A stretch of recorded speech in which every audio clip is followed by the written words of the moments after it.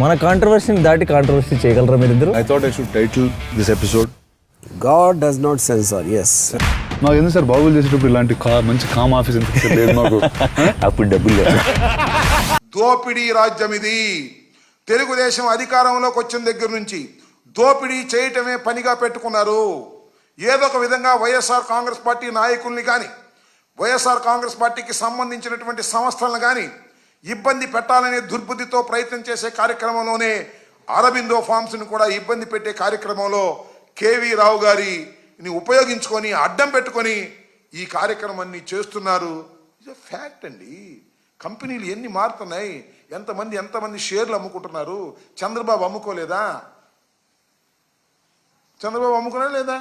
అక్కడ దగ్గర రామోజీరావు గారు తమ షేర్లు అమ్ముకోలేదా? నాకు తెలియకడుగుతా.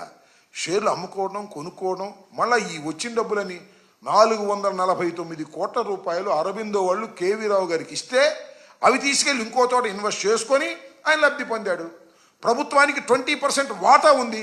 ఆ రోజున చంద్రబాబు నాయుడు గారు కేవీ రావు కట్టబెట్టే రోజున మొత్తం అంతా కట్టబెట్టి 20% నామినల్ ప్రైస్ ఏమో దీనికి పెట్టి చేశారు. అసలు కేవీ రావు గారి దగ్గర నుంచి కొనదలుచుకున్నప్పుడు, కత్తి పెట్టి కొనదలుచుకున్నప్పుడు, గన్ను పెట్టి కొనదలుచుకున్నప్పుడు మొత్తం కొనేసేవాడుగా. 51% కొనేస్తే మొత్తం అంతా వెళదే కదా.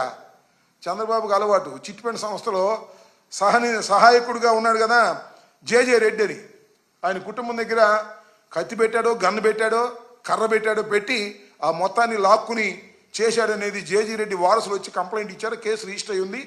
దాని మీద కూడా ఎంక్వైరీ జరుగుతుంది. గుర్తుపెట్టుకోమని మనం చేస్తున్నా.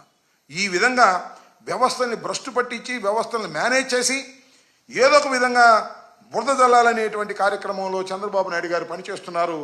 అరబిందో కంపెనీలో వారు కొన్నటువంటి షేర్లు చట్టబద్ధమైనవనేది అందరికీ తెలిసినటువంటి సత్యమైన ఏదో ఒక విధంగా పోలీసు యంత్రాంగాన్ని తనకు ఉపయోగించుకొని పిచ్చి కంప్లైంట్లన్నీ కూడా రిజిస్టర్ చేసి కేసులతో ఇబ్బంది పెట్టాలనేటువంటి పరిస్థితులు ఉన్నారు. పోలీసు వ్యవస్థ కూడా సక్రమంగా పనిచేసే విధంగా ఉండాలి తప్ప డీజీపీ గారికి నేను మళ్ళా చెప్తున్నా, ఆల్ ది ఐపీఎస్ ఆఫీసర్ మళ్ళా చెబుతున్నా, ఇచ్చిన ప్రతి కంప్లైంట్ రిజిస్టర్ చేస్తారు. మేము ఇచ్చామే కంప్లైంట్స్. నేను స్వయంగా వెళ్ళి ఇచ్చానే. సోషల్ మీడియాకు సంబంధించింది ఒక్కటైనా మీరు రిజిస్టర్ చేశారా అని అడుగుతా ఉన్నా. చెయ్యరు. చూస్తాం. చేయకపోతే దానికి మార్గాలు ఉన్నాయి. కాబట్టి పోలీసు వ్యవస్థను అడ్డం పెట్టుకొని రాజ్యాధికారంతో మీరు ఏదో చేయాలని తాపత్రయపడుతున్న మీకు రాబోయే కాలంలో గట్టి గుణపాఠం చెప్పేటటువంటి పరిస్థితి కూడా వస్తుందనే విషయాన్ని దయచేసి మర్చిపోవద్దని కూడా ఈ సందర్భంగా నేను చెప్పదలుచుకున్నాను. ఓకే.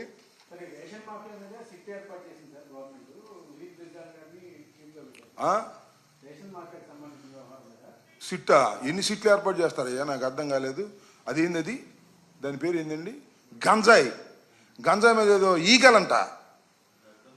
పేర్లు బ్రహ్మాండంగా ఉన్నాయి. గంజాయి మీద ఈగల్, దీని మీదేమో సిట్టు, మన లడ్డు మీద ఒక సిట్టు. ఏమని నేను తెలియకూడదు. చెప్పండి ఒక మాట. హోంమంత్రి గారు ఏమన్నారు? పాపం అంటారులే మైక్ ముందు. గంజాయి 100 రోజుల్లో గంజాయి లేని రాష్ట్రాన్ని ఏర్పాటు చేస్తాం. ఎన్ని రోజులు అయింది ఇప్పటికే? ఎక్కడ దొరకలేదు గంజాయి? చెప్పండి నాకు. గంజాయి దొరకలేదా? గుండె మీద చేసుకు చెప్పండి హోంమంత్రి గారిని, డీజీపీ గారిని. ఆ ఈగలను పెట్టి వాళ్ళని అడగండి. గుండె మీద చేసుకు చెప్పండి గంజాయి ఎక్కడ దొరుకుతుందో. అన్ని చోట్ల గంజాయి విచ్చలవిడిగా దొరుకుతుంది. ఇది అవాస్తవమా? బెల్ట్ షాపులు అవాస్తవమా? మద్యంలో వాటాలు అవాస్తవమా?